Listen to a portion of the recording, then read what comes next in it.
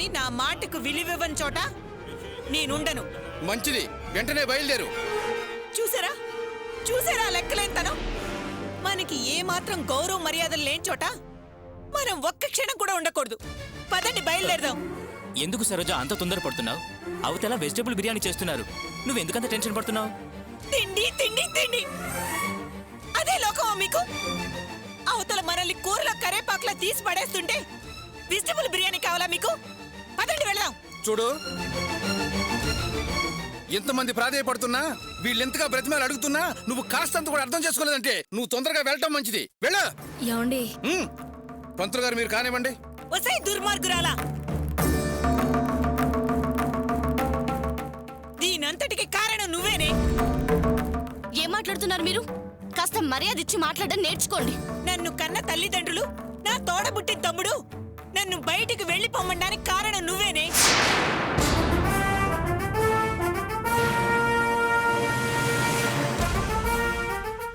నన్ను పుట్టింటి వాళ్ళ కాకుండా చేసిన నువ్వు అస్సలు బాగుపడవు.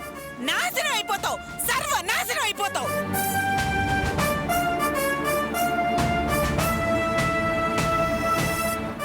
ఇంతకింత అనుభవిస్తావే.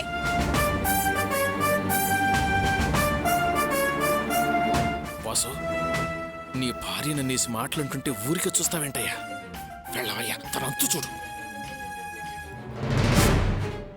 ఏంటి ఇందాక నుంచి చూస్తున్నా, చాలా ఓవర్గా మాట్లాడుతున్నావు. అది ఎవరు అనుకున్నావు? నా భార్య. ఆహా, వచ్చావా? ఇంకా రాలేదేంటా అనుకుంటున్నాను. ఇప్పటిదాకా గెస్ట్లా అక్కడ కూర్చున్నావు. అవును, ఆ రోజు 30 తులాల బంగారం పెడతానని ప్రగల్భాలు పలికింది నువ్వే కదా?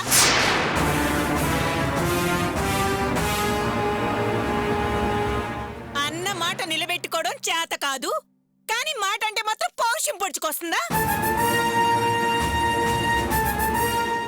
నేను తిడితే నా భార్య అంటూ ముందుకొచ్చి అడగడానికి సిగ్గు లేదు?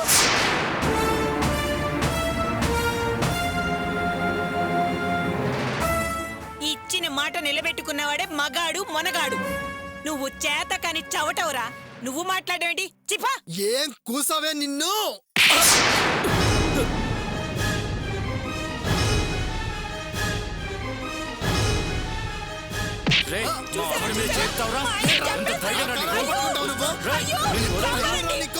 నిన్ను ఎంత ధైర్యం రా?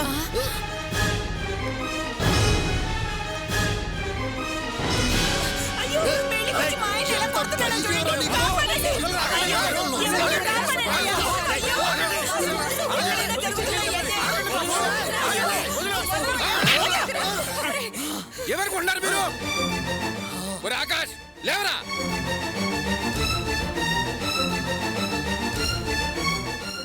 లేవమంటున్నది నిన్నే. బాబు, ఒకసారి పీటల మీద కూర్చున్నప్పుడు లేవకూడదు.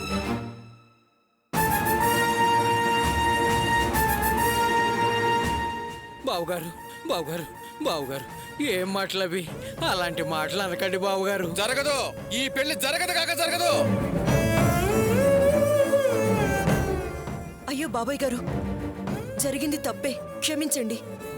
అంతేకాని పీటల మీద కూర్చున్న వాళ్ళని మీరలా లేవమనొచ్చా? ఈ పెళ్లి జరగకూడదని మీరే చెప్పొచ్చా? ఏదైనా తప్పు జరిగితే దాన్ని సరి చేయడానికి, మన్నించడానికి ఒక మార్గం ఉంటుంది. మీరే పెద్ద మనసు చేసుకొని వీళ్ళని మన్నించండి. అంతేకాని పీటల దాకా వచ్చిన పెళ్లిని ఆపకండి. ఒక అమ్మాయి జీవితాన్ని నాశనం చేయకండి. చాలే, ఆపోవమ్మా. పెద్ద మనసు గొప్ప గుణమని ఊరికే కౌరులు చెప్పుకో. మాది పెద్ద మనసు కాబట్టే ఇన్ని సమస్యలున్నా ఈ కార్యాన్ని పెళ్లి పెట్టల దాకా తీసుకురాగలిగాం.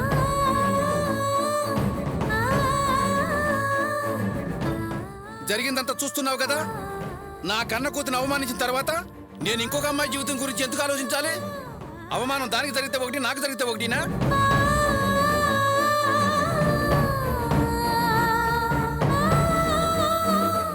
అందుకే ఈ పెళ్లి జరగదంటున్నాను. అసలు ఈ ప్రాబ్లమ్స్ అన్నిటి కారణం ఇతనే కదా.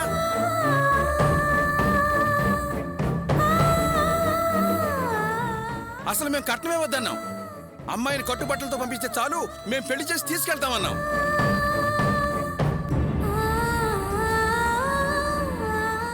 కానీ ఇతను భార్య ఎన్ని మాటలన్నారు? తులాలకు తులాలకు బంగారం ఇస్తామని బడాయి మాటలు ఎన్నో చెప్పారు.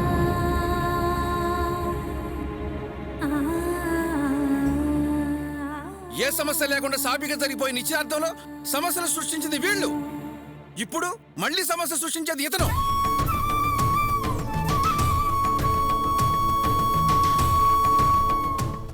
నా కళ్ళ ముందే నా కన్ను కూతురు మీద చేయొచ్చుతాడా? నా అల్లుడు చొక్కా పట్టుకుంటాడా? ఇది పెళ్ళి అనుకుంటున్నాడా? కుస్తీ బట్టల మైదానం అనుకుంటున్నాడా?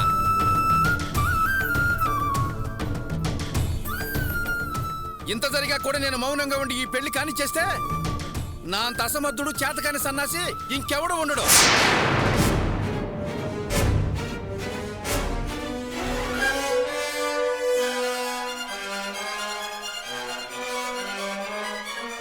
నా కూతుర్ని నా అల్లుడిని అవమానించిన వీళ్లతో మాకు సంబంధం ఇవ్వద్దు. ఒరేయ్ పాపాత్ముడా, నీ చెల్లెలు పెళ్లి చేతులారా నువ్వే చెడగొట్టావు కదరా. అసలు ఎందుకు వచ్చావు ఇక్కడికి? ఎవరు రమ్మన్నారా నిన్ను? సిగ్గులేని వెధవా. ఏయ్, బాగా, ఊరుకో. ఇప్పుడు ఆని కొట్టి ఏం ప్రయోజనమే? చేసిందంతా చేసి గుడ్లు అప్పగిచ్చి దున్నపోతులా ఎలా చూస్తున్నాడు చూడు. అయ్యో మావయ్య గారు, తప్పు అయిపోయింది, నన్ను క్షమించండి, నా చెల్లి పెళ్లి జరిపించండి అని అడగాలనే ధ్యాసనే ఉందిటే వీడికి. ఏం మనిషా వీడు, ఏమి జన్మే వీడిది. ఫు! ఒరేయ్, వెళ్ళరా, వెళ్ళి మీ మామగారి కారు మీద పడి క్షమాపణ చెప్పరా. వెళ్ళరా. వాసు, క్షమించండి, తప్పైంది, నా చెల్లెలు పెళ్లి జరిపించండి అని అడుగు వాసు. సరే, నేనేదో తెలియక ఆవేశంలో. అల్లుడు, వాళ్ళని క్షమించమని మీరెందుకు అడగాలి? వాడేదో వాగి వాడి తప్పు వాడు తెలుసుకుని క్షమించమని అడిగి తన చెల్లెలు పెళ్లి సవ్యంగా జరిపించాలని వాడు చూస్తుంటే మధ్యలో నువ్వు దూరి చెడగొట్టాలని చూస్తావేంటి? అసలు నిన్ను ఇక్కడికి ఎవరు రమ్మని పిలిచారు? చూడండి, నేను ఆగమన్నది నీ కొడుకు మర్యాద కాపాడడానికి. ఏంటి నాన్న, ఏంటి మీరు ఈయన మర్యాద కాపాడేది? అసలు మీరు ఈ పెళ్లి ఆపాలని ప్లాన్ చేసుకుని వచ్చినట్టున్నారు. రేవతి, నువ్వు మాట్లాడకు. న్యాయంగా మాట్లాడాల్సి వస్తే నువ్వు మాట్లాడాలి, కానీ నీ తరపున నేను మాట్లాడుతున్నాను. అసలు వాసు చేసిన దాంట్లో తప్పే ఉందో నాకు అర్థం కావట్లేదు. ఏ ఆడదైనా ఓ మగాడిని పట్టుకొని ఇంతమందిలో నువ్వు మగాడివేనా అని అడిగితే కోపం రాని మగాడే ఉండడం. ఏమండి, మీ అమ్మాయి అలా అడగడం తప్పని మీకు మాత్రం తెలియడం లేదా? ముందు మీ కూతురు మాట జారినందుకు అతనికి క్షమాపణ చెప్పమనండి. ఆ తర్వాత అతను మీ అమ్మాయికి క్షమాపణ చెప్తాడు. అది పద్ధతి. అది నోరు జారింది కరెక్టే. అది ఎందుకు అలా మాట్లాడాల్సి వచ్చింది? మీరు పెడతానన్న బంగారం పెట్టకపోవడం వెళ్ళాక ముందు నగలు పెట్టమనండి. ఆ తర్వాత తప్పొప్పులు, సారీలు, పెళ్లి సంగతి ఆలోచిద్దాం. అవునండి, ఇంతసేపు మేం చాలా ఓపిగ్గా ఉన్నాం. ఇప్పుడు ఎదిరించి మాట్లాడే మనిషి ఉన్నాడు, అందుకే అడుగుతున్నాం. మాటిచ్చింది మీరే కదా, ఆ మాట ప్రకారం ముందు నగలు పెట్టండి, ఆ తర్వాతే పెళ్లి.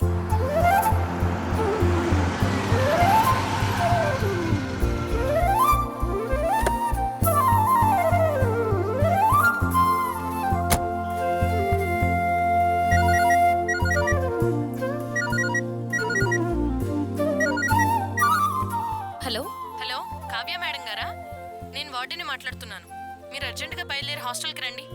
ఏమైందండి? మీరు చేర్పించిన అమ్మాయి కనిపించట్లేదండి. ఏంటండి మీరనేది?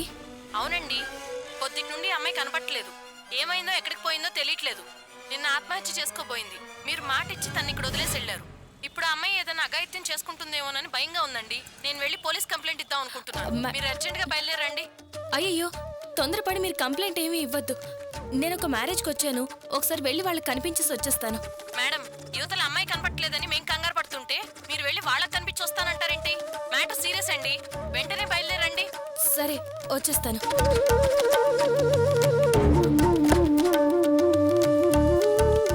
డ్రైవర్, కార్ రివర్స్ పోనీ.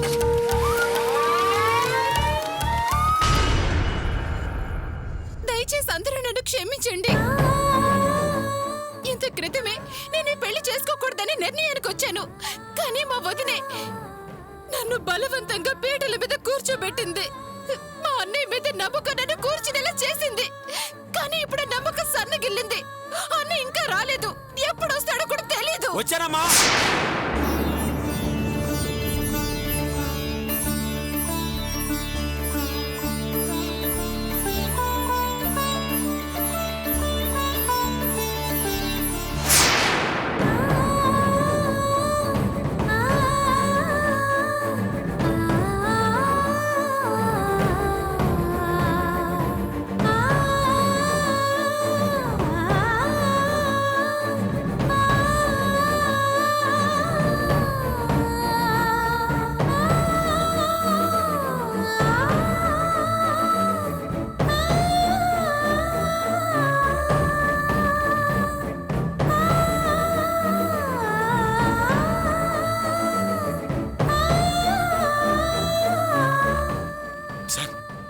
మీ అమ్మాయి అడిగిన 30 తులాల బంగారం తీసుకొచ్చాను సార్.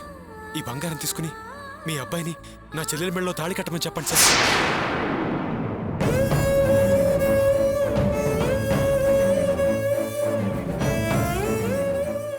అదేంటి సార్ మౌనంగా ఉన్నారు? మీ అబ్బాయితో చెప్పండి సార్. సార్, మా వాళ్ళు ఏదైనా తప్పు చేస్తుంటే వాళ్ళ తరఫున నేను మీకు క్షమాపణలు చెప్తున్నాను సార్. దయచేసి మీ అబ్బాయిని తాళి కట్టమని చెప్పండి sir, please sir.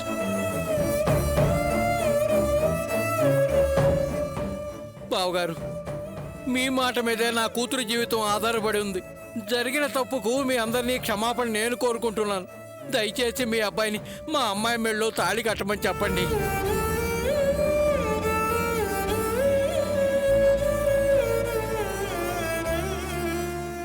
Sir, sir, మీ కాళ్ళు పట్టుకుంటాను సార్, ప్లీజ్ సార్, చెప్పండి సార్ మీ అబ్బాయితో తాళి.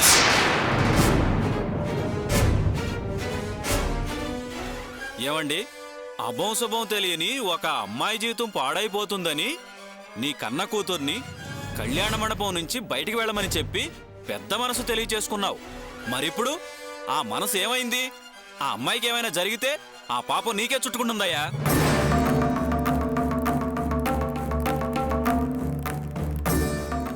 ఇతను మాట ఇచ్చాడు. ఆ మాట నిలబెట్టుకోవడం కోసం ఎంత కష్టపడి ఉంటాడు.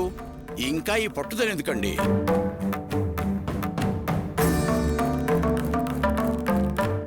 వాళ్ళిద్దరిని విడదీస్తే పాపం తగులుతుందండి. కాస్త పెద్ద మనిషిగా బాధ్యత తీసుకోండి.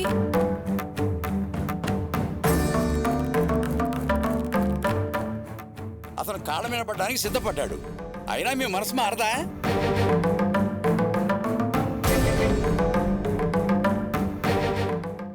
చూడండి, ఆ మంటపంలో ఉన్న అమ్మాయి మీ కూతురు అనుకోండి. త్వరగా ఓ నిర్ణయం తీసుకోండి, టైం అయిపోతుంది.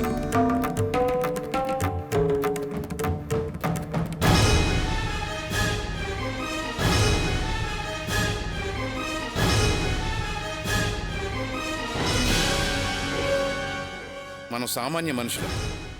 తప్పు జరగడం సహజం. అనవసరంగా ఆవేశపడ్డాను. రాణి కూడా నా కూతురు లాంటిదే. ఆమెకి అన్యాయం జరగనివ్వను. ఈ పెళ్లి జరుగుతుంది.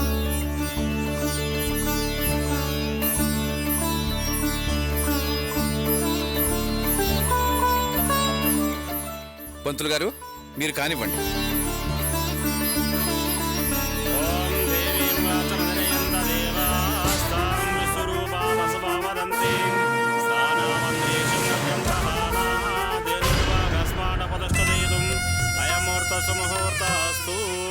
బాబు, అక్షతలు తీసుకోండి. అమ్మ, మీరు కూడా అక్షతలు తీసుకుని కలశం మీద పూజ చేయండి. సుమకాయ నమః, ఏకదంతాయ నమః, కపిలాయ నమః, గజకర్ణకాయ నమః, లంబోదరాయ నమః, వికటాయ నమః, విఘ్నరాజాయ నమః, ధూమకేతవే నమః, గణాధ్యక్షాయ నమః, బాలచంద్రాయ నమః, గజార్ణాయ నమః. సర్వమంగళమాంగళ్యే శివే సర్వార్ధసాధకే శరణ్యే త్రయంబకే దేవి నారాయణి నమోస్తుతే. బాబు, లేచి నిలుచున్న అమ్మాయి మెల్లో 3 ముళ్ళు వేయండి. మాంగళ్యం తంతునానేన మమ జీవన హేతునా కంఠే భద్రామి శుభహే త్వం జీవ శరధాం శతం. మాంగళ్యధారణాయ ముహూర్త సుముహూర్తాస్తు. శతమానం భవతి శతాయుః పురుషః శతేంద్రియే ఆయుష్యేవేంద్రియే ప్రతిష్ఠతి. శ్రీలక్ష్మీనారాయణ సావధానం సుఖినం సావధానం సుముహూర్త సావధానం అయముహూర్త సుముహూర్తాస్తు.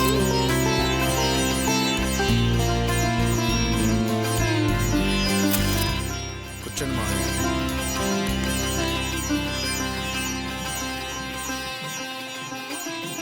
ద్రవం తే రాజావర్ణో ద్రవం దేవో బృహస్పతిః ద్రవం ఇంద్రస్యాగ్నిశ్చ రాశయం ధారయాతం ధ్రువం.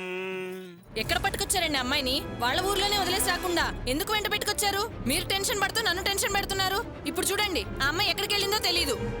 ఆత్మహత్య అని చేసుకుందేమో. లేదు మేడం, తను ఆత్మహత్య చేసుకోదు. అలాంటి అమ్మాయి కాదు. మరి హాస్టల్లో ఉండకుండా ఎక్కడికి వెళ్ళింది? ఏమైందండి? నాకు అదే అర్థం కావట్లేదు మేడం. చూడండి, మీ మేలు కోరే చెప్తున్నాను. ఆ అమ్మాయి ఏదైనా చేసుకుంటే మనకే కదా ప్రాబ్లం. ఇప్పటికైనా పోలీసులకు ఇన్ఫార్మ్ చేయడం మంచిది. మేడం నేను చెప్పేది ఒకసారి వినండి. పోలీసు మీరు ఆగండి, మా ప్రాబ్లమ్స్ మాకుంటాయి. అది కాదు మేడం, ఒక్కసారి నేను చెప్పేది వినండి.